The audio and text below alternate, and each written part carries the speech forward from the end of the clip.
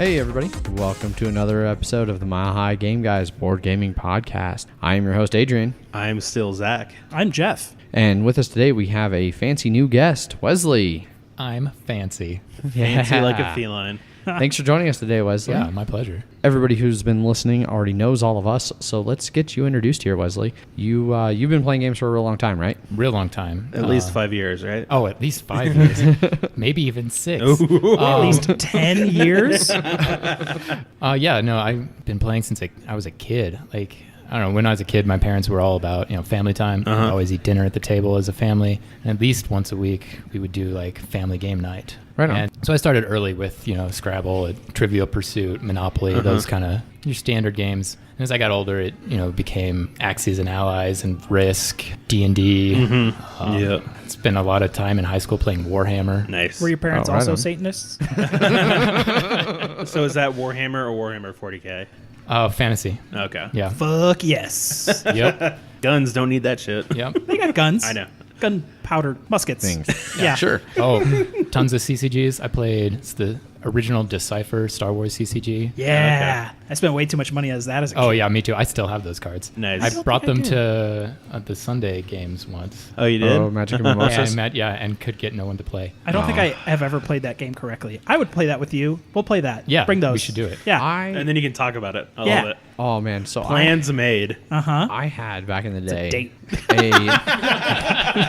I had a CCG that was Alien versus Predator, where like you could play. It was like a 3-player one, and so one people could be the alien, one person could be the Predator, and then there was the Colonial Marines. Yeah. and like That some of the sounds cards really were cool. location ones, so you built out the little map of the complex you were playing in, and then you had ways to move tokens through there, like that represented like where your things were. And Yeah. aliens could jump out of vents and attack Marines, and it was awesome. And now I have like a deck and a half. I don't know where the rest of it all went. I had 3 full decks of each sad. thing, Bummer. and I would have loved to have played that, but Faintly remember that existence. super out of print. Yeah. I looked into it and I was, got Spend a shitload of money to get any of it. yeah, A nice exactly. unsealed box of it. God, I wish. Yeah. But no, lots of fun. Yeah, I played one CCG, and that was good old Pokemon. Oh, yeah, I played a lot of Pokemon too. Yeah, and it's funny is that I played that, like, middle school was my heyday for that, and I had a Japanese Chansey that for whatever reason they just let me play in the deck, and so I'd always be like, oh, shuffle, shuffle, shuffle. Oh, look, this one with a completely different back got into my opening hand. How random. It has 120 health. I'm just going to sit that out there where I build up my fucking deck. What a cheating bitch. Yeah. Yeah, you're a real Very son much. of a bitch. Yeah, no, I remember my elementary school, Pokemon was so popular that they, like, banned it. And that and Pogs. I think that happened to a lot of schools. Oh, dude, shit. And We've never so talked we were about just like, yeah, Pogs. screw you Yeah. guys then. We'll play, Star Wars CCG Yeah. instead. And they're like, well, there's just the 4 of you that do that, so okay. Nice. Fantastic. So I'd like to ask this question a lot, and it's one of those shitty questions that I don't think there's actually really ever an answer to. But do you have a favorite game, and do you have a least favorite game? I'm gonna have to. We'll start out with the least favorite. I'll side with Zach and say It's way Munchkin. easier. Yeah. Munchkins are. Yeah, I think Munchkin was actually the first modern board game that like got me into the hobby. Yep. Munchkin and Catan kind of happened at the Yeah. same time for me, and I still love and play Catan, and I will never play Munchkin again. There you go. Funny how that works. Yeah. But as far as favorite game, I actually really love Citadels. Okay. That's a Nice. fun, nice That's a good compact game. It's a compact game, so it's easy to carry around, but it's actually really Yeah, it's got some depth. complicated. Yeah. And so Definitely. even though it's easy to carry around and introduce at the table, it loses interest really quickly as soon as you start explaining it. Oh, yeah. Quick news intro. They're making a second edition of that Oh, one. are they? Yes, they are. The That'll art be book good on it to looks have. pretty nice. Yeah, So. all right. So a little bit on that. I was just reading today on Shut Up and Sit Down's website. So they initially, when they announced that, it was gonna be like $30 for like the new edition. Yeah. And those guys were not happy about that. They felt that was a little bit too high for what Citadel's is. Yeah, I can see Really? that. So then a different publisher somehow was able to do like a more stripped down, simple art, simple components version that's only going to be like $10, $15. I mean, Oh, I cool. think regular So- Citadels is $29.99. Yeah. Oh, really? Mm. Huh. Maybe it was 30 pounds. Yeah, because because that's the Oh, issue. yeah. But so they were pretty stoked to see that there was going to be like a cheaper, simpler one, and they were talking about how they wish more games to do that, like especially when they get popular. Yeah. Because when you're trying to introduce somebody new to games, like you want to get them to play games that are fun and interesting and will really capture them. But some of those come at a cost. Yeah. and it's hard to get somebody who's not in the hobby to be like, oh no, dude, it's totally worth it to drop $60 on a board game. Yes. Go for it. Those of us who are sucked into the addiction, we're like $60. Psh, at least it's not 100. Yeah. So they were praising that cheaper, simpler version of it. Never played Citadels. No? No. No, we'll play that too then when we play Star Wars. There you go. At the On your same date. time. It's a That's board game actually date. a really good 2-player variant. Oh, is it? Yeah. Okay. Interesting. I'll have to check that out. I'm always on the lookout for 2-player variants. Yeah. So It plays um, poorly at 3, but 2-player variant is very good. Cool. Okay. Noted. What game was I just looking? Never mind. There was some game that was supposedly perfect at 3, but sucked at everything else. But I don't remember what it was. Oh no, I do. Le Havre. One of 3 games on my shelf that I own but have not played. I think I have I feel like I have 6 games that are like that. Yeah. I have a lot more. Yeah. That's why I don't buy so many games anymore. I just if I haven't played it and I know I like it, then I'm not going to spend the money on it. Yeah. Because That's otherwise fair. it'll just sit on the shelf. And Yeah. I won't play I will it. say this. I bought Twilight Imperium 3rd edition. I never actually played it, but I felt it was a worthwhile purchase because I had it in my car one day, and then our friend Bob was just like, hey, I have that game in both expansions. We should play. And then that's what introduced me to the game. It is a I know really we've played fun several game. times. Yeah. It's Yeah. And I have not played it since high school. And Nice. I really need to get Yeah. a game of that in. We need to get another do. one of those Yeah. going. So we can do a review. When I Yeah. when I lived in Chicago for a year, my friend Tim and I would play that pretty regularly on his pool table. Like sit up all night. How many people? 3, Okay. 4, not a lot. Then but then that can be, yeah. If you're like, we get 8 people together and we just play all night. Oh god. Yeah, we you haven't also done that play in a all long day time. too. though. Yeah. it would still take us all night with 3 or 4. Easily, yeah. Build the biggest map you can because we just want to go exploring. The exploration variant. Yes. So Wesley, as our guest here, so I know you've been coming to game night for a real long time. Quite a while. Did you start coming pretty much right when we started game nights, or when did you start coming to game night? I think I was like a year or so in. Okay. Yeah. And roughly, how long had you been doing like hobby gaming at that point? Were you pretty well into it, or was like? 'Cause Yeah. I know for me, like game night started they coincided. My start of hobby gaming and game night pretty much went hand in hand. For me, game night became an outlet because I'd been doing hobby gaming for a long time, a couple of years, 4 or 5 years or something before that. And a lot of my other friends really got sick of it, and we wouldn't play anymore. It used to be we would play D&D one weekend, and then we'd have a game night the next weekend or something. And maybe it was just because I'm such a great DM, and they just wanted to play Dungeons and Dragons all the time. There you go. But we just kind of stopped playing. Tabletop. So it was nice it was actually a weird sort of happenstance how it happened, but I heard about you guys and came, and it was just a nice way to get back into the hobby. Okay. Cool. Awesome. Glad we can provide such an awesome service to the local community. Ugh. We have definitions of awesome. We do. Dude, game night is awesome. I mean, no doubt that, but Yeah, Okay. it's all right. mad respect. Thank you Not for you, the game night in general. that I run and organize and put my heart and soul into. Mad respect to the product, not the creator. Damn it, man. That's okay. I was going to say something about hating the players, not the Yeah, game. yeah. But then I was like, that doesn't actually make any sense in this context. Those are the best ones. Because you just got to sell it with your eyes, Wesley. So, I think I did. so Yeah. speaking of game night, Yeah. we've had one of those recently. We did. And we played some games. We did. What? Zach, Right. did you get to play anything new and exciting? I did. Well, not exactly new, but new for these guys. Okay. Fuse. Yes. So that is a cooperative Yeah. game about rolling dice. You're diffusing bombs, so it's real time. Takes 10 minutes, and it's great. It Yes. only takes 10 minutes. Yes, because it has a timer and everything. That So- is definitely one of the best Yeah. things about that game. Yeah, and is- it's just basically you're rolling dice and you're trying to match them on these cards that you have. And if you can't match one of the dice with either the color or number that you need, you have to re-roll it, and then everybody loses a die of that color and number. And so it can get really frustrating when you're so close to completing this bomb, complete disarming it, and then someone they're just die you can't take, and you just watch it slowly go lower and lower, and you're like, oh fuck, I lost all the dice on that. That sucks ass. Yeah. So the kind of cool thing about that game is you roll a number of dice equal to the number of players, and then everybody takes one die to put on one spot of one of their cards. No more, no less. So it's like this kind of frantic, like, back and forth where you're like, I need either a 1, a 6, or a green. Yep. Like any of those 3. Yeah. And then somebody else is like, I need a 2 and a blue. And everybody's just kind of yelling back and forth. Like, and slowly the dice like get spread apart. And then everybody's like, all right, we're good. Yep. Grab another handful. Go again. And then there are these cards, when you complete it, you get a new one.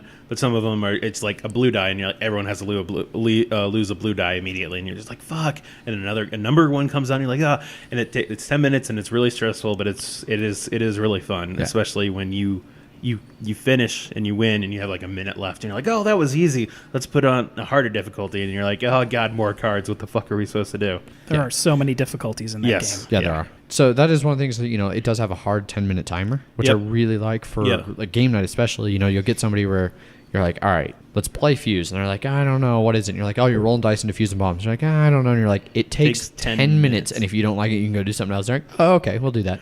And almost every single person is like, all right, we're done. And like, can we play that again? Yeah, and let's I'm like, go again. Yeah, definitely. So it's definitely one of the best openers that I found, because you're just waiting for more people to show up and you just do it 10 minutes at a time. Yeah, that'd be a nice replacement for like Suro or something that plays really quick, is easy to learn, and will catch you in right away. New people will just do it and be like, oh, that was fun. Yeah. I do like games. Yeah. Well, exactly. Because it's a cooperative game, but because it's in real time, you don't have to worry about quarterbacking, because you can only focus on what you have. There's not time for somebody to be like, you take that dice, you take that one, you take that, because you're too focused on your 2 cards. And everybody feels, at least how I feel, is everybody feels engaged, because you're all like, you're rolling, you're like, I need a green. If a green one comes out, I need to fucking take that one, because that's the only one I can fucking take. And then it rolls, and you're like, yeah. And then someone fucking is like, oh, we can't take this. Roll it. It's a 1. Son of a bitch.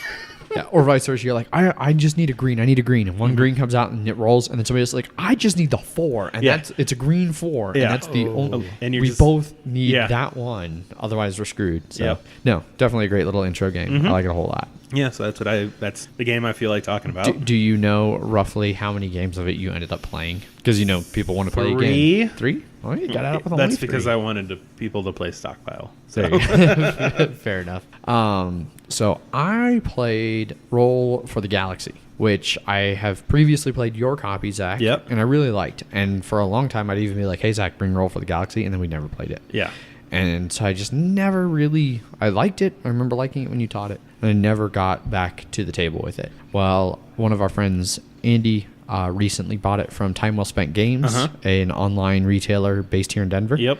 And so he brought it and he was really eager to play it. And I was like, sure, I'll play it. Then as I sat down to play the game, he was like, by the way, I've never played and we're going to learn this game. And so I was the only person who'd ever played, which thankfully I've played it a few times. So I knew enough to really kind of be like, okay, well, just like Race for the Galaxy. It is better than Race for the Galaxy because at least the cards tell you what they do. Yeah, well, the cards tell you exactly what they do on the card. And then it has that your player shield that you roll your dice behind. It has so much iconography on it. But it does at least it's easier to explain the iconography, and then unlike the player boards for Race that don't tell you what that iconography really does. Yeah. I feel like the player board on Roll does a little bit better. Yeah. But it does suffer from that exact same problem of Race. I love Roll. I love Race. They are both just a pain to teach a new person because they've got to learn all the symbols. There's an issue of the chicken or the egg. Yeah. Except, someone has to learn how to play Race in the first place. Yes. And I always feel sorry for those people because that has to be just such an impenetrable game. It's just one of those games that you don't get it until you get it. And then once you get it, you're like, how did I ever not get this? Yeah. It's like 2 games, 3 games tops. And then you'll get, and if you don't get it by 3 games, then just get rid of it. Yeah. Move on. If you don't get it by 3 games, it's not going to click. Have you ever played those, Wesley? Race or Yes, Roll? I have. No, I definitely prefer Roll. Okay. But they both suffer from that terrible iconography thing. It's the same with like 7 Wonders. Yeah. It's really simple once you've done it once. Yeah. Once you know what the symbols mean. Yeah, 7 Wonders is a great example that like you need to play it one time. And when you have a new person, you're like, all right, here's how you play. You're going to look at these cards. You're going to pick one and pass it. Don't worry too much about what they are because I guarantee you this is your first game. You're not going to get it. Yep. So pick right a color now, and go for that one. Yep. Yeah. Yeah. And then Yeah. as you play, you'll kind of figure out what the things are. And then your second game, then it's time to start Yes. thinking about what you're doing. Yeah. But for this first game, just pick and move. Mm-hmm. You know, like if you're waiting, you know, if somebody hasn't passed you yet, you can look for a little bit and kind of look at them and try and piece them together. But once somebody passes you their hand, pick one and just go. But so I played that at game night, and then I played it twice more over the weekend, and yeah, it just reminded me how much I actually do really, really like Roll for the Galaxy. And I've been playing a lot of race lately. How many people did you play with? So we played with 4 at game night, and then we played with 3 Okay. here. It's a Okay. dice At the house. building game. Yes. Okay. So it's got some significant differences, I feel, from race. So race, you have a hand of cards that you then spend some of those cards to buy other cards in your hand. Mm-hmm. Roll, you don't ever lose the dice that you get. Once you've gotten them, they're yours. They just go through a process of moving from like your cup out onto tiles and then to like your standby and then back into your cup. And you have to buy them from the standby into your cups. You have to have a good economy, otherwise, because you always get 1 die or a couple, 1 money. Every time you hit 0, you go back to 1 money. So Yes. you always get 1 die into your cup every turn. Yeah, and Okay. so, but you want to be, especially if you have like 8 dice, Because you can want to, spend 8 dice in a turn. yeah, you want to get as many of those as you can. So I want to play this game. you They should. changed the order. So in Race for the Galaxy, you do consume and then you produce. So you couldn't do both in the same turn effectively. Like you couldn't make a bunch of goods and then immediately sell them in the same turn. Exactly. They reversed that in Roll. Okay. So in Roll, you can put all your dice on your tiles and then immediately cash them in for money and points. All right. as long which as is you kind have of the dice interesting. for it. As long as you have the right dice Yeah. for it. Okay. And the dice are colored based on the goods. So like, you know, in Race, they have the Blue, different brown, 4 different colors for goods. Yellow, green. So I for remember this. Roll, they have white dice that are generic dice and are just like one of everything. They're 2 of one side. They're 6-sided dice. They're 2 of one. They're of the- unspecialized ones, Yeah. basically. And then depending on whether you're brown, blue, green, or yellow, and they introduced a 5th color, purple, which is just like everything, And it has a lot Oh. of shipping on that one. But and a lot of wild. yes. Yeah, I was But gonna say, so I they, thought there was another so they're color. weighted Yeah. different depending on what good they are. Yeah. So like brown goods are in theory like production goods. So those are good at like developing and producing Yeah. and something like that. And then one of the other ones is really good at the military ones. The red ones are good at developing and settling Yep. only Yeah. and exploring a little bit. Yeah. But, so they're weighted in interesting ways. So like depending on what tiles you have, you want to focus on a certain color of dice to better match your strategy. Adds kind of a interesting layer of Yes, but it still has the same thing of you need 12 on your tableau to finish, or Okay. you run out of victory points. Yeah. And it seems Is there as it much seems of an, easier to get the strategy than it did in race. so I agree. easier engines, Yes. basically? Yes, Yes. definitely easier engines. Especially because you get a physical one in the sense you get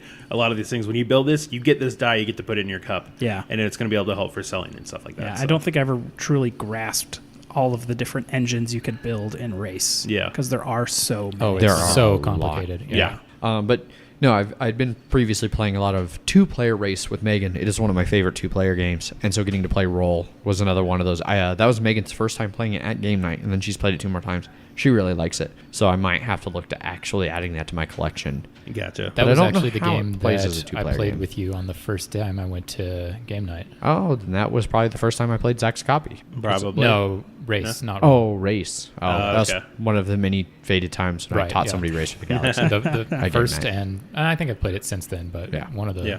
I always loved going, basically, oh man, I'd love to play Race to the Galaxy. Do you know how to play? No? Okay, we're going to just go play something else then. Yep. Don't want to teach that.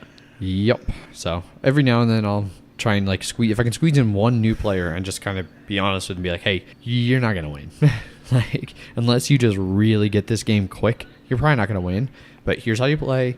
And then after you play it once, you get it, and we can. Well, and if Yeah. you're familiar with that type of game, with the engine building, and the fact that the iconography is important, you have to pay attention to what they mean. You can pick it up as the game goes and Yeah. really be successful towards the end, Yeah. so that you don't completely lose. Yeah, you don't But- feel like you got blown out. Yeah, you but just, for a lot of that, like not getting it in the beginning hurts you a lot. Oh Yeah, yeah, it no, can put you definitely. You behind. get way behind if you can't get ahead. funny how that works. yeah. Getting behind if you can't get ahead. That's what those words mean. Yep.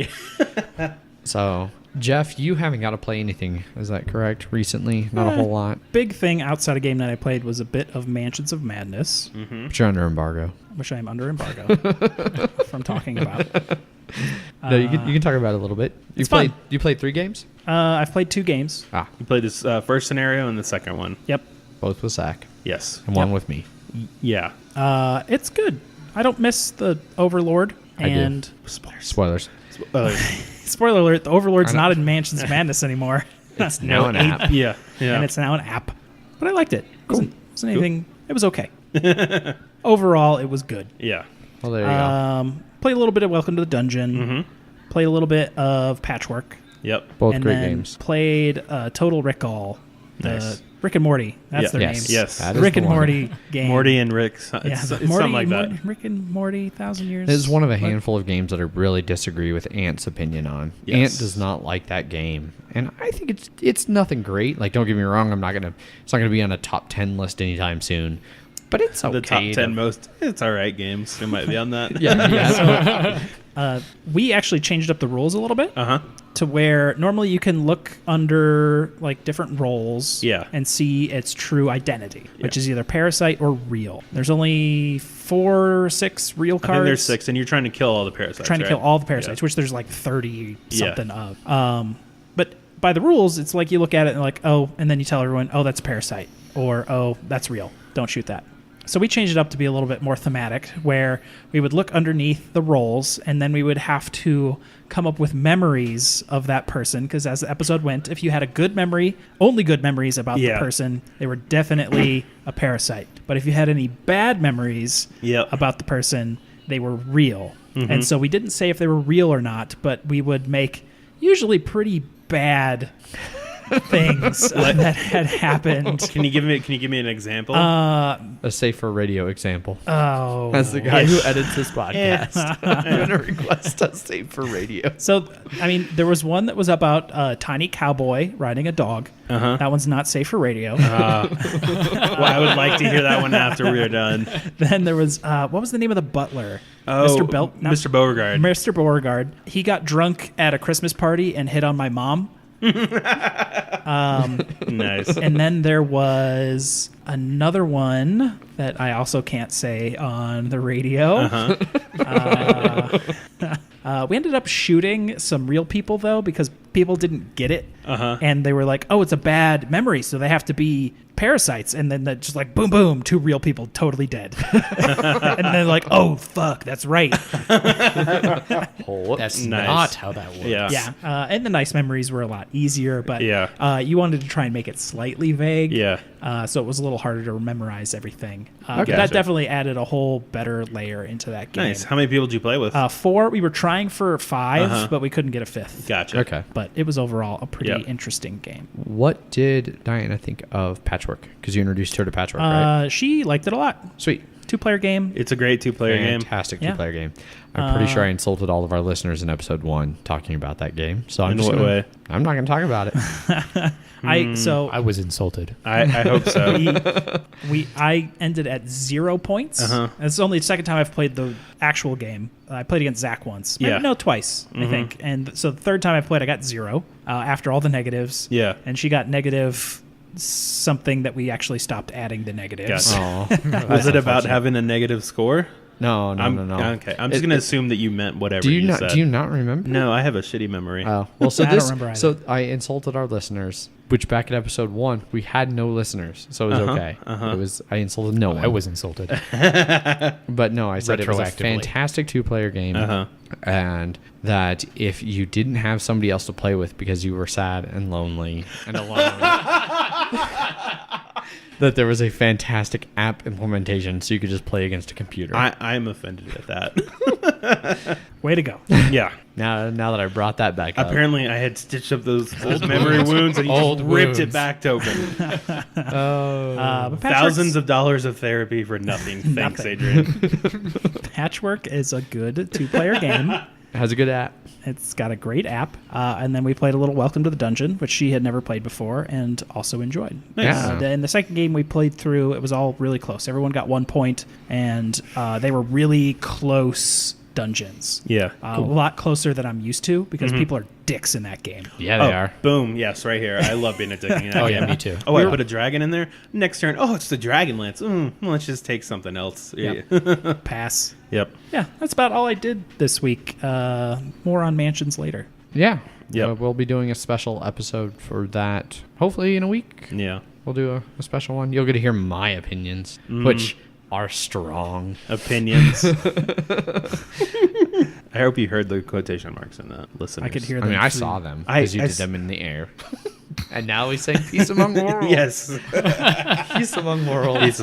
Wesley, what you been playing? I have unfortunately had very little time the past several weeks, but before that, I got to play some Carcassonne, which I always enjoy. It's a good game. We've recently been trying to acquire all the mini expansions. Okay. Oh, good luck. Yeah, we have, I think, 3 of them now.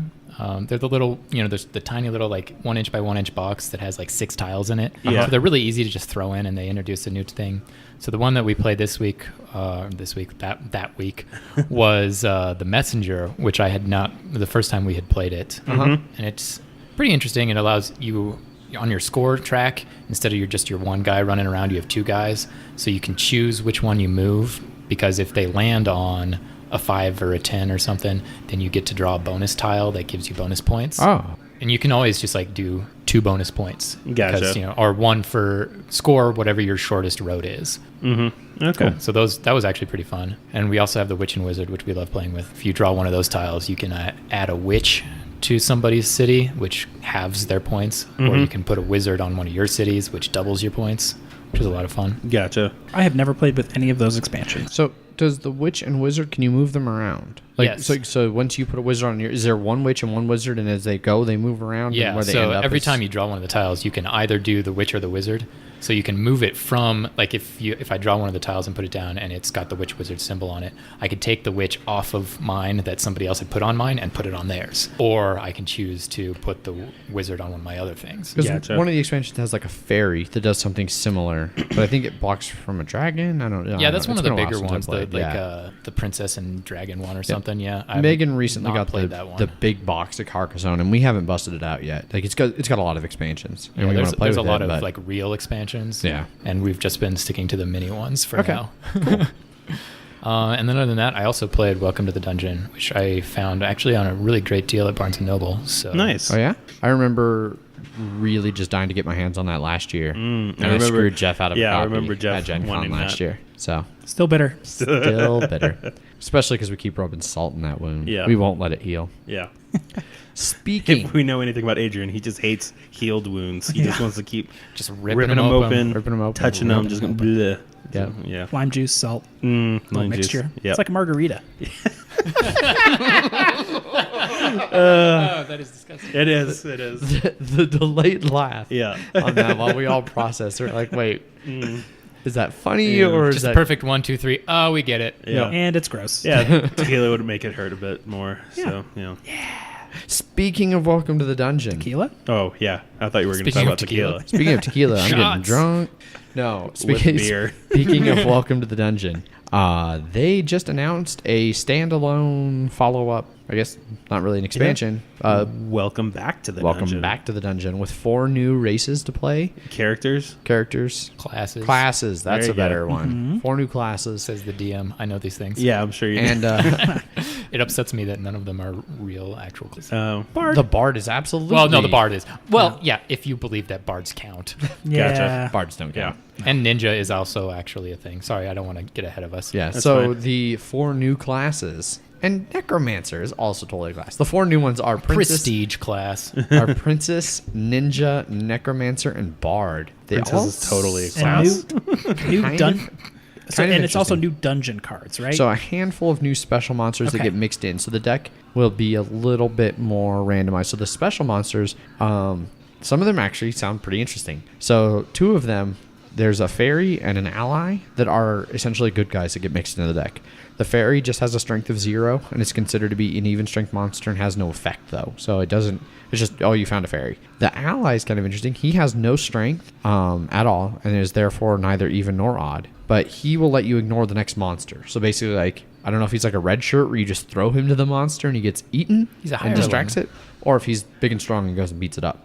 The Mimic has strength equal to the number of equipment tiles you still have when you face it in the dungeon, which I think was a deliberate counter to one of the unfortunate things about Welcome to the Dungeon, where if you sent the warrior in with all the equipment, if everybody just put every card into the dungeon, took no equipment out, the warrior could always beat the dungeon. Yeah. Huh. So that's why the first thing I did as a warrior is like, I'm going to take one of these things out Yep. because I don't want people to I don't understand people who play that game and don't take equipment away. So we did it once just to be like, man, the warrior seems really powerful. If we just throw everything in there, can he do it? And we figured out that he could. And we're Yep. like, oh, okay, well, Well. the name of the game is how naked can we make him? Yep. So the next one, it's kind of a direct counter to that. It's the Mimic, and it has that strength equal to the number of equipment tiles. So if you send a fully loaded warrior into that dungeon, he's getting screwed. Yeah, that's So, brutal. But can at you the same time, play- if you take away all the good stuff, then it's no problem to beat. exactly. So can you play with the old classes with the new game? So there's not a lot of information out about it yet, but Okay. I can honestly see no reason why you couldn't. Yeah, I Okay. would imagine The- they just deal together. Yeah. Yeah, do you add all the dungeon cards into one big pile? Or is it like... I would say no. So I would say you take the new deck,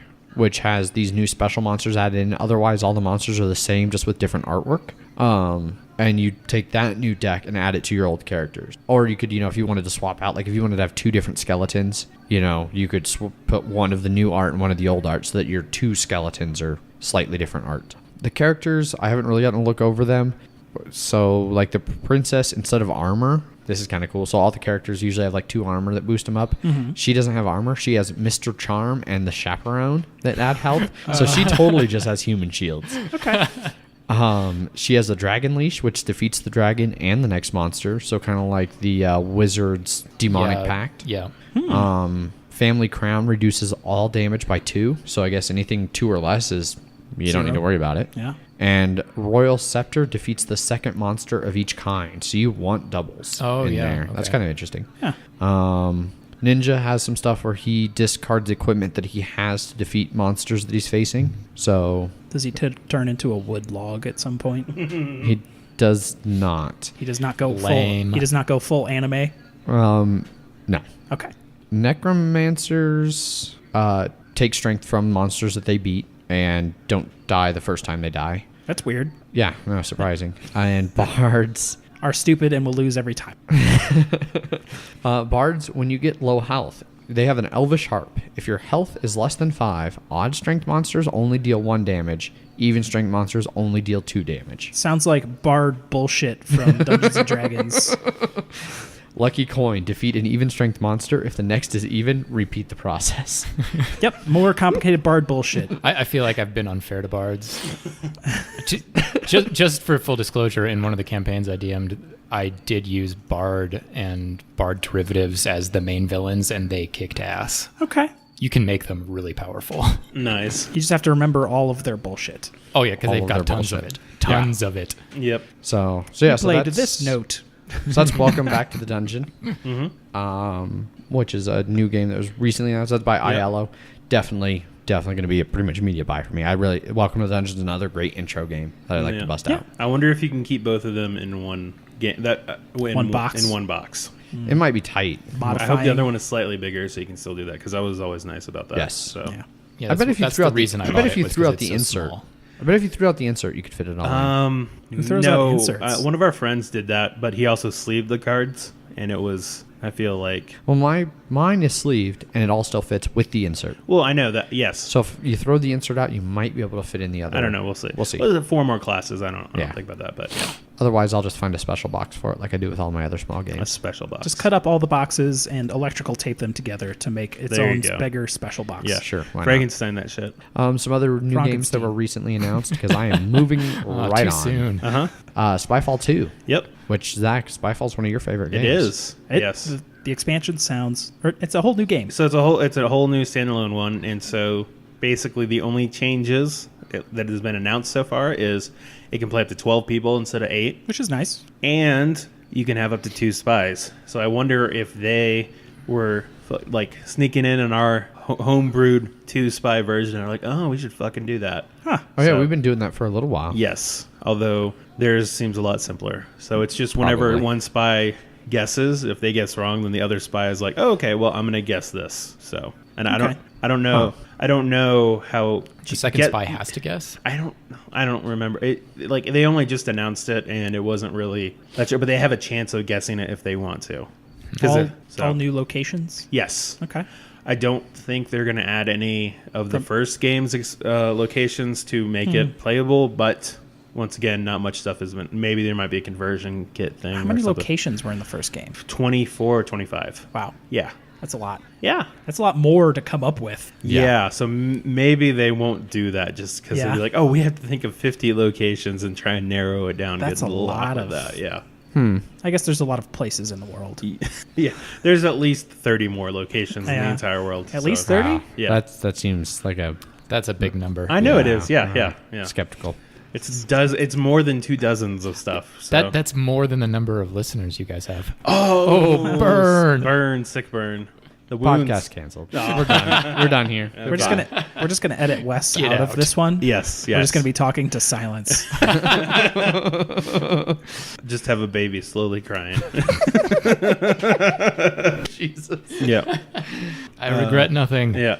So another one that actually just came out Oh, it is came out. Bang the Dice game, Old Saloon. So it's an expansion for it, and it has a bunch of different modules. Okay. The first one is, it just adds more characters, obviously, and some of those characters use the new things that are in this. Okay. Does that add new dice? Yes. Okay. 2 new dice. The Coward one and the Loudmouth. They have slightly different things, and you can choose to use one of them instead of one of your dice. Uh-huh. Interesting. Unless you are 2 of the characters that gets to use them in addition to the 5 dice. So they get to roll 6 dice. Cool. And then, let's see. So another one is they have the arrow of the Indian chief. And it's basically worth 2 hits instead of 1. But if you have the most arrows and you have the Indian's chief arrow, you don't take any damage. Oh. So, but I think someone might be able to take it. I think there are things that you can take it away from people. So they have like 6 damage on them. I'm like, well, I'm just going to use this Indian's chief. Take that. And then someone just took that away from you. And you're like, fuck. Now I have all this damage that's going to kill me. So since you have Bang the Dice game, Yes. are you going to end up getting this? Yes, of course. Okay. Yeah. You're a completionist. Yes, I am. Selfish. I've never played Bang the Dice game. Have you played regular Bang? I think I've played the app. Okay. So the thing that I really like, and I think Zach, you're the same way. The thing I really like about Bang the Dice game is it forces you to be aggressive. Because Yes. Bang No one the wants to card shoot game, one. if you're not aggressive and you're not shooting people, that game will take forever. I've had like 2-hour-long games of that. yeah. No, it'll just drag on, even if you're Just shoot someone in the shoulder. Yeah.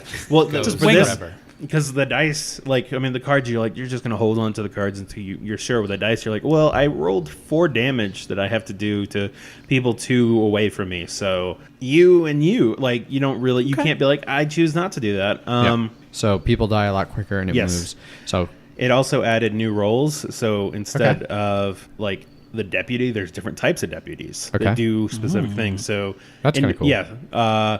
And then they added, like I said, the new characters and then ghosts. So the first person that dies, if you're playing with 5 or more ghosts. people, can become a ghost. Oh. That'll be fun. Yeah. I like that as a mechanic. And Yeah. like in Werewolf or something, to have the ghosts still hang around. Yeah, so they can Yeah. they can affect. So basically, they have like these little tokens. They're like they have icons. So I could put like a dynamite on. Say like one of them's a dynamite. I give it to you.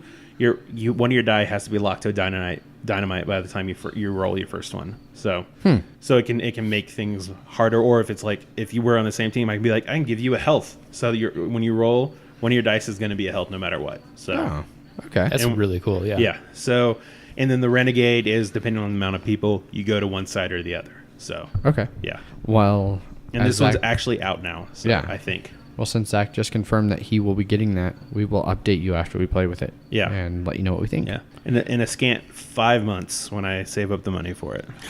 Damn. Quarters a day. Yeah. Oh, literally quarters. Yep. So, all right. Well, that about covers new game news. In local board gaming news, we had a new board game bar. Just had its grand opening. They've been open since at least July. Jeff, you went like back in the 4th, right? Yeah. July So- 4th specifically. So yeah, but so Board Game Republic just had their grand opening over the weekend. It sounded like it was a pretty great time. Actually, I think it was 2 weekends ago. I don't know, but they apparently we're pretty happy. They're looking to hire more people now so that they can fill in the demand. Nice. So definitely happy for them. I hope that like the people actually enjoyed it, because I know some people that went to the Dungeons and Drafts up in Fort Collins, like in the beginning, and they were not that happy with their service. Yeah. Which, I've heard mixed things from Dungeons and Drafts up there. But hopefully mostly positive for... Everything I've heard so far for Board Game Republic is very positive. They have a copy of Hero Quest in their game library. Oh, shit. And I was like, all right. why? How late are they open? Let's go right now. Let's do it. I mean, I own that game. I have it at my house. Yeah, and you haven't let me play it, so let's go to Board Game Podcast Republic. canceled. So Yeah. until you can play Podcast it. canceled. There was one other small piece of news. Oh, was there? What did I miss? Today, they announced Pandemic. Oh. More pandemic stuff. Pandemic. Ibiza. Ibiza. Spanish themed. Spanish. Yeah. It takes place Spain, Portugal, and you fight real diseases. Yes. Malaria, typhoid, cholera, and yellow fever. And it also is base 5-player. Oh, that's interesting. Yeah. Nice. There's going to be railroads and sea travel in the game that will have more specific issues that you'll have to deal Gotcha. with. Like instead of like your event cards, Yeah. will be like giving out water, not so much airlifting anyone. Oh, no airlifts. Oh, that's too bad. And it's sort of a period piece. It's like it's the 1800s or something. Yeah. Oh, okay. Now, see, that actually, I thought it was just a re-theme in a different setting. No. That makes it more interesting. Yeah. So you're trying to really, I'm trying to find the best word for really old medicine dudes. I hope it's like every time you have a Plague doctors? cure, you have Old-timey doctor you have people. a 50%. Apothecaries. Yeah. Yeah. A 50% I mean, that's an chance of entirely just different thing, killing but the guys. it's a fun old-timey word. Yeah. Using Yep. old-timey giant syringes Yep. that And are just made of leeches. steel. Yeah. This'll cure your typhoid. Yes. Yeah.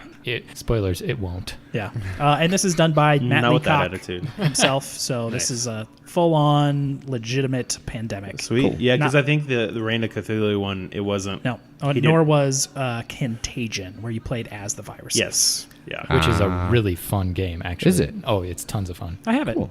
I Have not played it. took all of the Petri dishes out of it to use in Legacy. Oh, nice. Nice. Like, as far as all the pandemic expansions and stuff goes, like, Contagion is actually probably my favorite. Okay. Yeah. Cool. In other local board gaming news here in Denver, we have another board game convention that is showed up on the radar. October 22nd and 23rd will be BCon. Is this the first year they've... This is the first year they've done it. Okay. And so it's hosted by Mr. B Games is hosting and organizing BCon. Huh.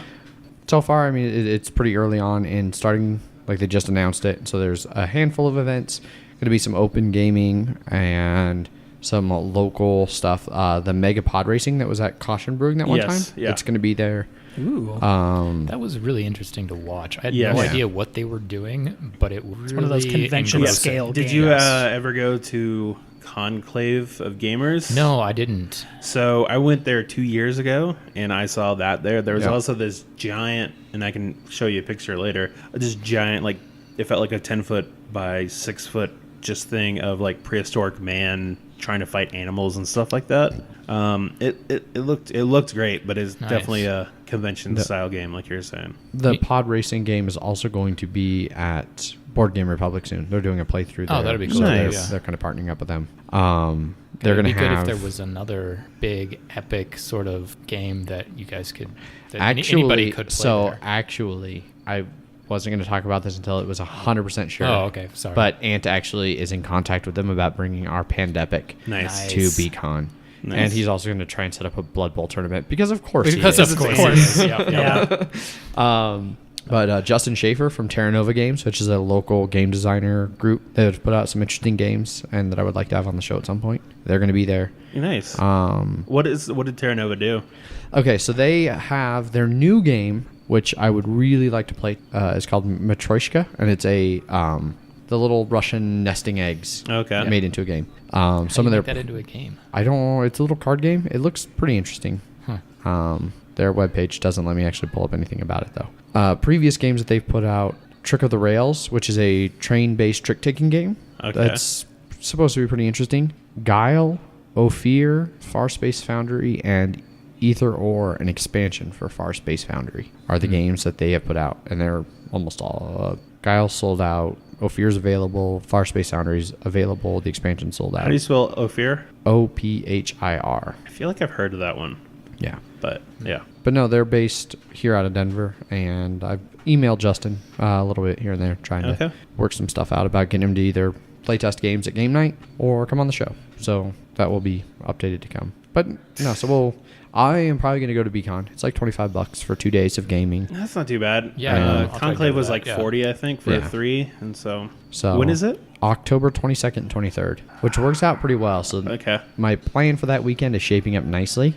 So I would do Saturday and Sunday at BCon playing a bunch of board games. And then I now officially have tickets to the Broncos-Texans game on that Monday night. So we're going to have to Nice. adjust our podcast You schedule. finally got your ticket? Yes. Nice. So I will continue my streak of going to Broncos games. I mean, me and Jeff will just do it one without you. Yeah. I mean, that might be an option. We'll see. It'd be the best one.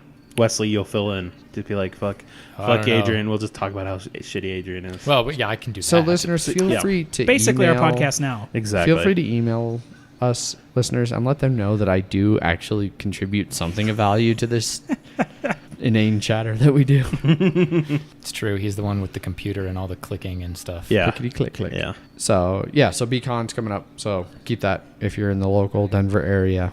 Keep that in mind. We'll be there, or at least I will. Kickstarters. Any Yeah. Kickstarters that anybody's following? So I don't know if I'm gonna. I doubt I'm gonna back it, but just because I'm not that big a fan of the One Night Ultimate games. But there is a new one called One Night Ultimate Alien, Yes. and it's made by Bezier Games, the guys that did All of Werewolf and Vampire and And it's UFO aliens. yes, not sweet alien chest burster Not aliens. xenomorphs. Yes, Boring. One night xenomorphs game. that would Come on. Yeah, let's do It'd be that. like, all right, everybody go to sleep. All right, everybody wake up, and you're all dead. And I'll still pay $15 for that game. Yeah. Yep. So this one is, you have aliens. It seems like it works similarly to Werewolf and all those, where so in this time it's the aliens, and then I think cows are like the people that they're trying to. Okay. I was going to ask if it was like some more serious Yes. aliens or. No, they Very always try to have a Little sense of green humor. man. Okay. It's like Gotcha. Mars Attacks looking guys. Okay. Okay. So I don't know if you've played any of the recent ones, but they have an app that sort of narrates Yeah, what you're I supposed played to do. One Night Ultimate Werewolf, and I wasn't blown away. Yeah, I've heard that One Night Revolution is better. Yes, But- I've heard the same. I think that's also just depending on who you're playing with. But let's see.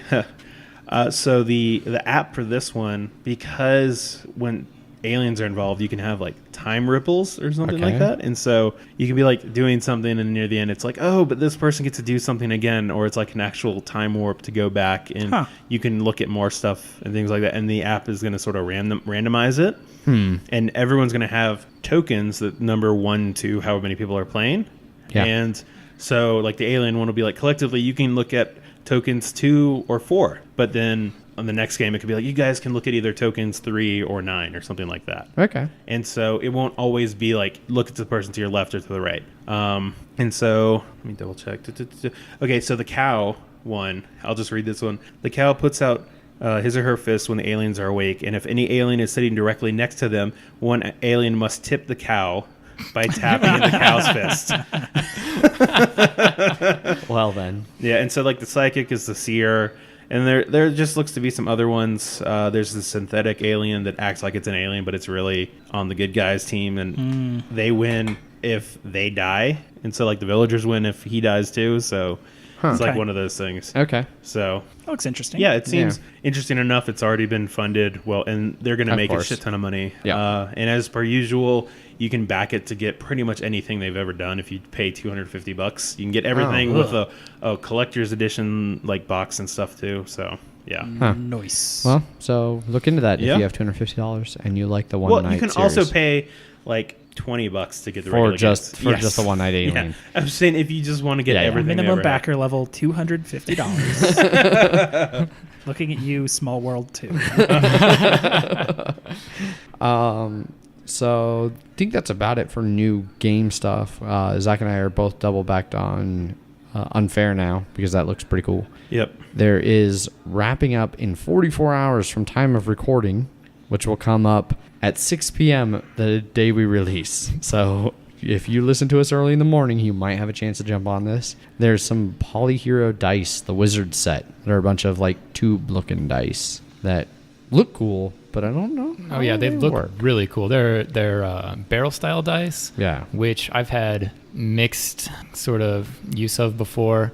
I don't know. Like at least it may be just the ones that I've had that they just don't seem to want to roll fair as opposed to like a regular die. But these are super cool looking, and even if they don't roll fair, they're a nice sort of table piece, something to have on the shelf or whatever. Like the D8 is like a little potion, and so you spin it, and they're all kind of shaped like fun D&D things. I was going to say a lot of these look like you could almost spin them like a top. Yeah, and they then let it fall. Right. So they're more top style than they are barreled style. So the two-sided one is an actual spell book. Instead of having a die, a coin or something like that, it's actually a spell book. Oh. It has a 1 or 2 on it that you would actually flip it over. Well, that's kind of cool. Yeah.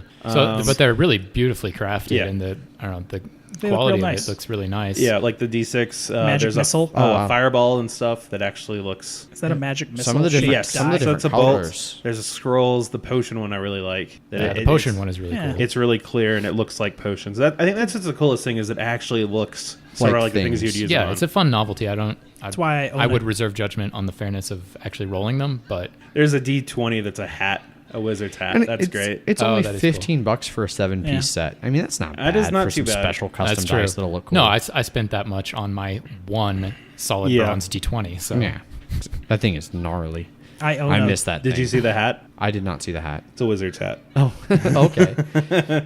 I own a D100 that's like a golf ball, so Nice. a novelty die certainly has its place. Yeah. So if you've listened to this in the morning, hurry up and go check that out if you're interested. Otherwise, too bad, so sad. I mean, they're crazy overfunded. Yeah. So I'm Yes. sure So you'll be able to after get them the somewhere. Kickstarter is over, they're going to put up Yeah. an online store and you They can go buy them anyway. are at $435,000 of their Holy shit. $27,000. Yeah, goal. no, So crazy What's the overfunded. backer? Superfunded. $15? $15. Yes. 15, yeah. And it's They- so it's Polyhero one word. They dice. are So- rapidly approaching 12,000 backers. Yes. Well, and they allow you That's to impressive. customize too. So you can do the $15 for one whole set, and then once you've done that, you can do the like $1 nothing pledge and put in whatever amount you want for whatever number of mix and match dice Yes. you want added on. So I can definitely see because a lot of this looks like concept art, sort of like rendering and stuff like Yeah. that. I could see them have, especially with the amount, it's 1,615% backed, so it is vastly over what they were expecting. Uh-huh. I could see some issues, maybe just because Delays in production.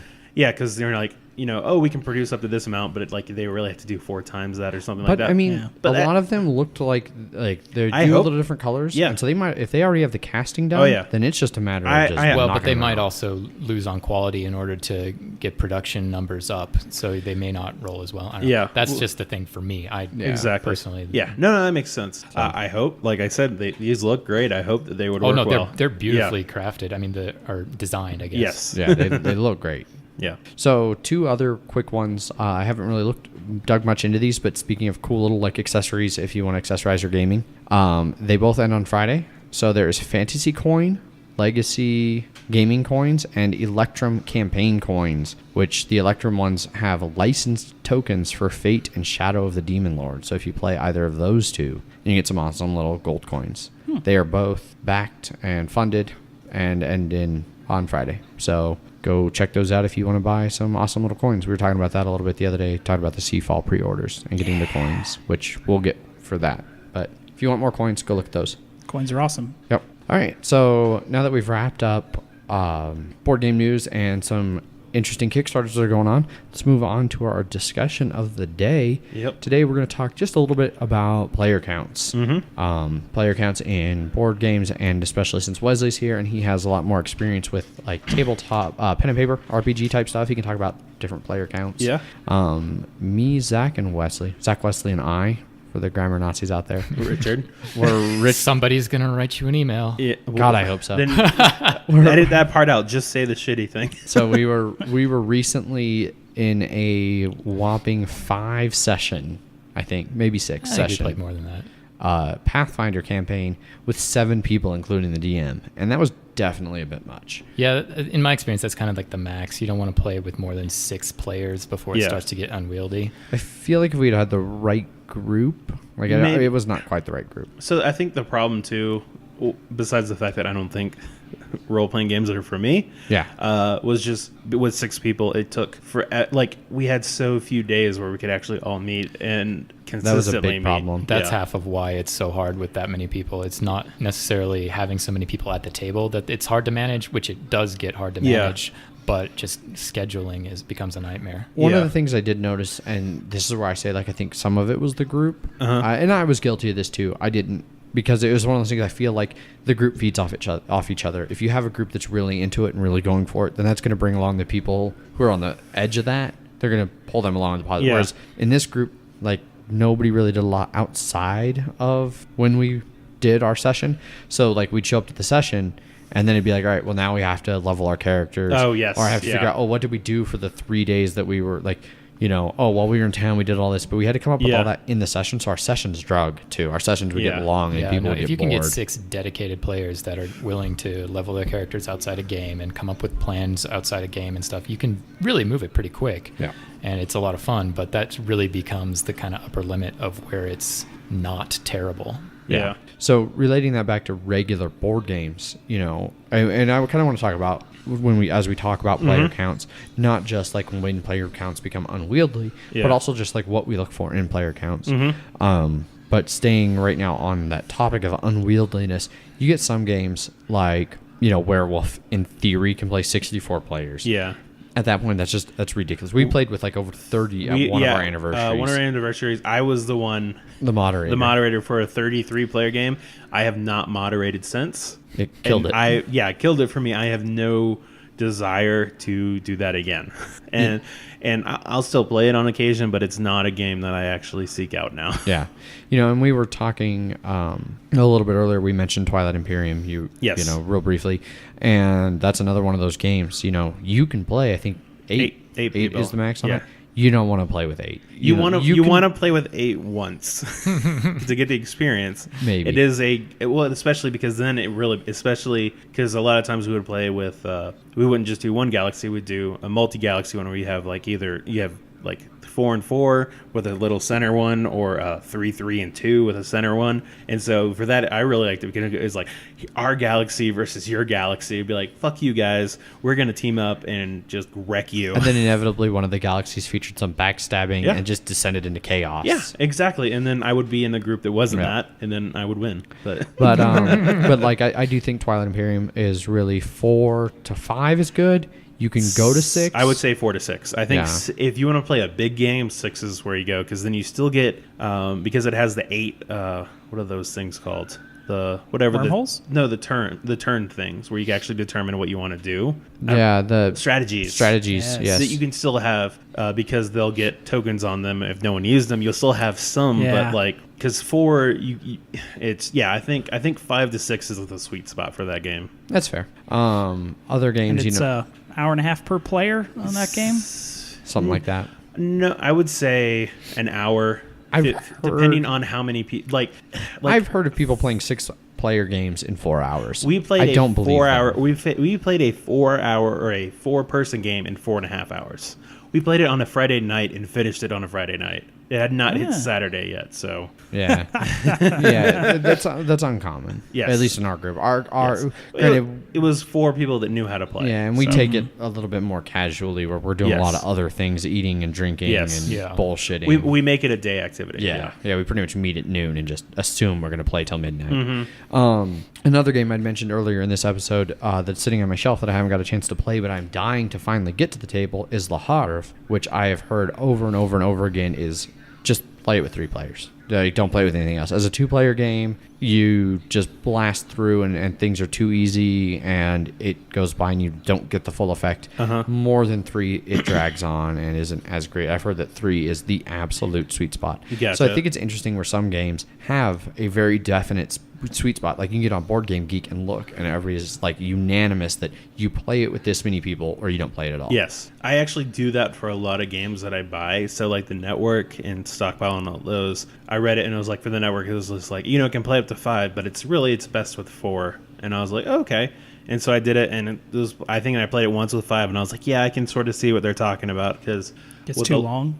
Yeah, because you know when designers are designing their game, they want to try to include as few and as many as possible while not breaking the game. And so sometimes they'll put in a 2-player one to be like, yeah, you can play it too. It's not the best game, but you can do it, just to be able to put 2 to 5 on there. Yeah. So.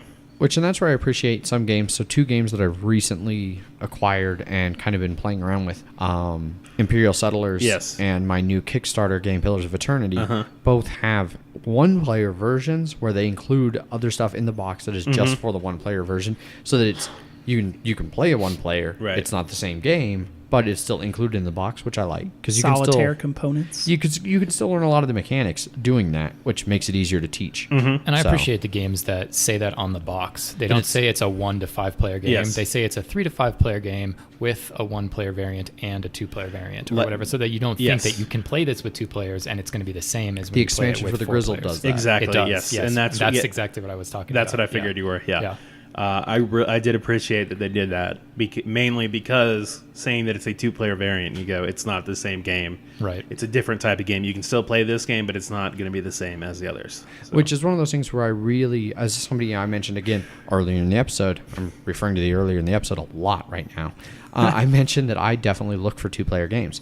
I play a lot of board games with my girlfriend, and so I can appreciate when a game makes the distinction where the 2-player variant is a different variant versus, you know, games. There's a lot of games that say that they play 2 to whatever, and the 2-player version of it is garbage. Like, yeah, you can technically do all the rules like Smash Up. You can play Smash Up with 2 players. It's boring with 2 people. It's because there's no variety in who you attack. It's just back and forth attacking each other. And I personally did not like Smash Up at all with 2 players. Right. And so I'll never play Smash Up 2-player again. I will also say with that one, I think that 4 players, it feels like it can take too long too. I feel like that game is a 3-player. I've heard with Smash Up, one of the things that works really well if you're going with 4 players is instead of doing bases where it's player count +1, do player count -1. Yeah. It forces a little bit more interaction and it quickens the game because you have so many bases with 5 Yeah. that people can sort of like, oh, I want to take this one and this one. Where you have 3, it's like you're going to have to go on somebody else's plan. yeah, and so they pile up faster and trigger earlier. But not just that too. I think it's also just I think with long player counts, if you don't have anything to do in between. And that's where good game design comes in. Yes. If you're going to have a higher player count, you need to keep people engaged when it's not their turn. You know, Catan can kind of cover that because there's trading, so like you're still kind of engaged. But there's a lot of games where if it's not your turn, you're just sitting there waiting for your turn. Well, and speaking of Catan, when you move up into the 5 and 6 player expansion, that does change the rules enough that it actually becomes more interesting. It does, yes. You're more engaged off of your turn in a 5 or 6 player because there's the extra buy phase. Yeah.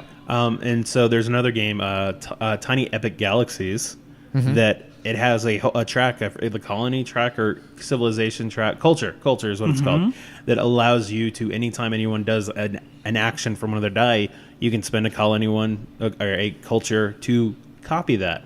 And so not only do you have to play on your turn, but on your turn you're like, okay, I know that he really needs to settle or to land a ship on something. Maybe I don't want to do that because he's going to do it and it's going to help him a lot more than it'll help me.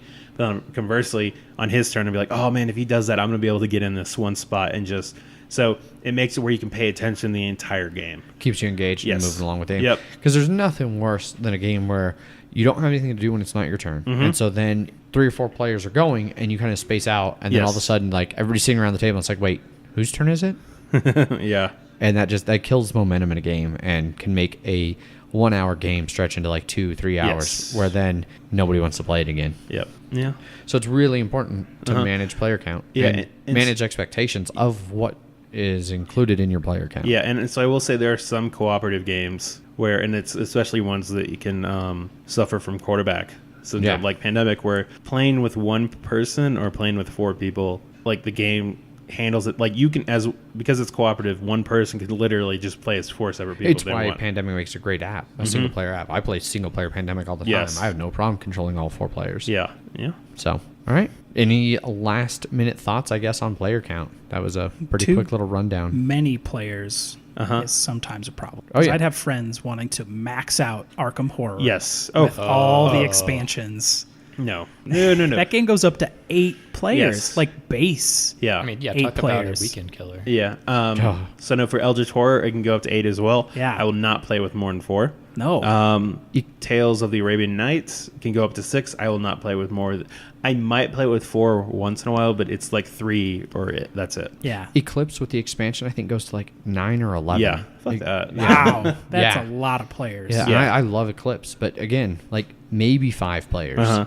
But then it starts to really just bog down. Yes, but on the opposite side, like Game of Thrones, that you can go from 3 to 6 people. Fuck playing that game with anything less than 6. Yeah, no, you need everybody. You for that you one. want Yeah, every 'cause single otherwise person. the balance kind of falls apart. Entire areas there- have whole open yeah. regions next to them. They There can just are trounce ways, through. like people have devised maps that make it balanced for everybody, but even still, it just feels too empty if Yeah. you don't have everyone there, because then it feels as cramped as it's supposed to be, and you're Exactly. just you move once and you're like, oh fuck, I'm up on everybody's land. What the hell am I supposed to do? Yeah, because that's the whole point of that game is You player can- interaction. yeah, you have to make and alliances. diplomacy and alliances. And if you're not butting heads Yes. with 2 different people, and you have to Yeah. choose who you're gonna fight and protect the other one. Talking to the mic. Yeah. So But too many players is something that I've run into a lot. Yes. And a lot of games have a lot of weird rules about player counts that are sometimes hard to find.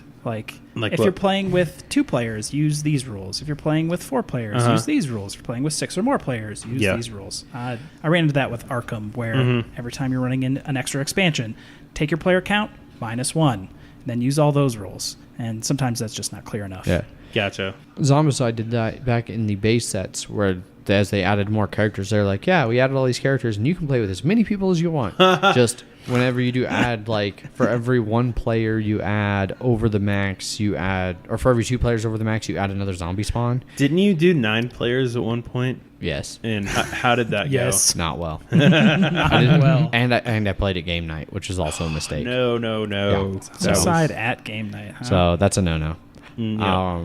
Yeah. But I think that bloating a game up is easier to do. Like it's easier to break a game by adding too many players, and then you have that excessive downtime. Yeah. And things just don't quite work right. That's going to happen more often than the opposite problem Yeah. where you're playing with too few and the game doesn't work quite right. You have to get down to like 2 or 1 for a game to stop working correctly. I will say that it also depends on the type of game, because social games like Telestrations or Spyfall or Codenames and stuff like that, it's a lot easier to do between 6 and 10 people without noticing much of a difference. In my opinion, at least, because I can play Spyfall with 5 people or with 9, and it still works well. Spyfall's a good one that it scales well. Codenames is another great one that Yes. scales well. As long as especially you if have even. But even if you don't, I know, like, it's yeah. not hard to Yeah. figure out like who the weak link is and throw them on one team. So that they don't count. I mean, Yeah. there's always that one guy. We've done it where the spy master is the same person for both teams. Yeah. Oh, I can see that. Yeah. That's actually, I think, a variant that they throw in there for, like, if you want to play that with 3 players. Yes, And yes. Because they have rules for 1, 2, and 3 that Yes. are different than rules for 4 and up. And that's one of them is, like, if you want to play 3 players, just rotate. One person is the spy master for both teams. Yep. And they're competing to see which of the 2 wins. And then you rotate who's the spy master. Yeah. So, Cool. That's really hard. Yeah, I bet it is. yeah. It'd be so hard for me to not be biased as the spy master. Like, Yeah. it'd be real hard for me to play both teams and give. You just have to unbiased make the game rules. into like, how awesome of clues can I give? Yes. Right, or on to each even turn. just care about who wins. You're like, either way, I win. Yeah, that's true. Or either way, you lose. I have too strong of opinions about people. Like, if I'm giving clues for Zach and Jeff, Zach's getting real shit clues. Yeah. Just so that way, when I win, that it'll just be that much. It'll better. make that much of a better story. Yeah. General 4. Miscellaneous 9. So, Or just every single one is just a 1 clue. Yeah. 1 clue. God damn it, Adrian, give me a good clue. No, I think you can only handle the 1 clue at a time, Zach. So I just got real bad clues to give. Yep. none of these relate to each other. Oh, come on. Elm and oak are both trees. You could have combined those. But I wasn't sure you knew that, Zach. It's like tree 1, elm. Okay, you got it. Tree 1, oak. Oh, you got it. No. So those are our thoughts on player counts. Yeah. And things that are related to and player things that are counts. related to player counts. Vaguely related. Yes. So let us know, through social media and stuff. Email us, emails at milehighgameguys.com. Speaking of emails, Oh, we do have an email. we have Oh, God, an we email. have an email. Yeah.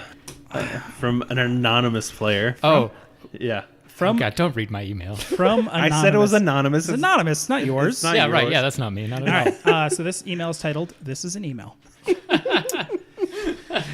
Jeff is the best host. Yeah, Adrian is a jerk. it's true. Zach should not take credit for me introducing you guys to Chawazi. I know it's wrong, but I pronounce it choosy. The number of do. players you can use depends on the size of your screen. I've used all 10 of my own fingers on my phone. So I also have a giant phone. apparently the iPhones just go up to 5, and then the iPod or the iPhone- the iPad goes up to 10 or 12 or something like that. Do you have the plus? Yeah, And yours still goes to 5? Yeah. Are you on Android? Are Yeah, you- mine's a Note. Okay, so you're Samsung. right. They're wrong. And so Android must be better and let you do more players. We can talk Yeah. more about Android apps and how well they work Yeah, yes, at a we later can. date. Yeah. Oh, it looks like you're getting mad. Oh my God. What are we in a I'm mansion getting- or something? I'm getting real mad. I'm going mad with fury over Yep. my app not working properly. But yeah, later date. Yep. So, yes. So, like that excellent email that was written by an anonymous source. Yeah, I had Totally no random. idea that I was going to be on this episode when I sent that email. No, people send emails. I will read them. Yes, you were I was just like, this will be a funny thing to send in, and I did. And then they called me and was like, hey, you want to be on? I was like, on the one that you're going to read my email on? It was from anonymous. It Yes. wasn't from. Yes. We have no way to connect yeah. these. Yeah, things. it's not But like, it's you not could Except like your also- letterhead. You was could at the also bottom use of it the as email. if you send us an email, you might get on this show. and that's really That's actually what happened. I sent Yes. the email, and they're like, this was such a good email. Yes. We should put that man on the air. Yeah, he has quality opinions to say. so. If you live on, yes, Jeff is the best host. Adrian is a jerk. Is a quality opinion. And Zach is a thief, I guess. Yep. Sounds about right. I'm not a jerk. Podcast canceled. See, you canceled podcast because one person has one bad thing to say about you. How are you not a jerk? It's fine. I got World of Warcraft to play. Exactly. I don't need a podcast Yep. anymore. All right. I feel like we're going This in is all. circles. This is all that was holding me Yeah, over. this until World this of is Warcraft feeling came very out. deja vu. I think we've had this exact conversation before, But with Overwatch. Probably. or other things. So yes, Hearthstone. you've now heard our thoughts. Blizzard on- games. God damn it, Zach. So you've heard our thoughts on player counts. Feel free to let us know what your thoughts on player counts are. What are some of your favorite games for high player counts, for low player counts, things like that. Give us feedback. Give Jeff something to read that's, not a random person that we know just being a jerk and sending us emails. That's fine too. That It's is okay. is also fine, but we want to hear from, other listeners.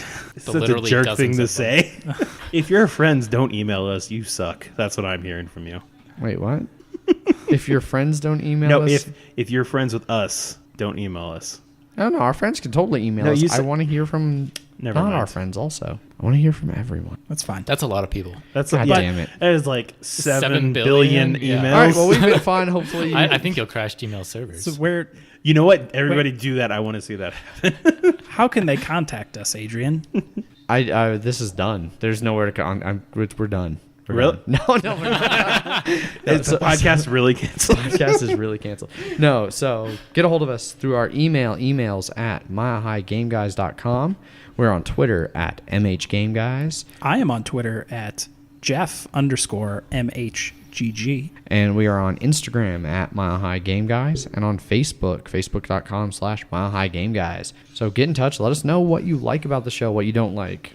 Are we being too inane and chattery? Are we Not being too inane and structured and chattery not random enough? enough? Exactly. Let us know what you like to hear, what you don't like to hear. And please be as conflicted about those opinions as possible, Yes. so we can not have any idea what you actually mean. We love vague statements. Yes. Yes. Don't forget to rate us on iTunes and Stitcher if you Like, can do that. comment, and Yes. subscribe. Yes. And then unsubscribe. Which And is- you remember that whole button pushing thing? No, So- they don't I remember know. that because that's in the Spoilers. future. Spoilers. Oh, God. And if you live in the Denver area or are ever visiting Denver, you can come and meet all three of us typically on any given Wednesday. And me. And Wesley. Unless we're east of 25. At the Wednesday game night meetup. This Wednesday, when the episode releases, we will be at the Denver Bicycle Cafe on 17th Street. So come check us out. Thanks for listening. I've been Adrian. I'm still Zach. I'm Jeff. And we've had our guest. Wes. Right on. Well, thanks for listening. Yep. Goodbye. See ya. Bye.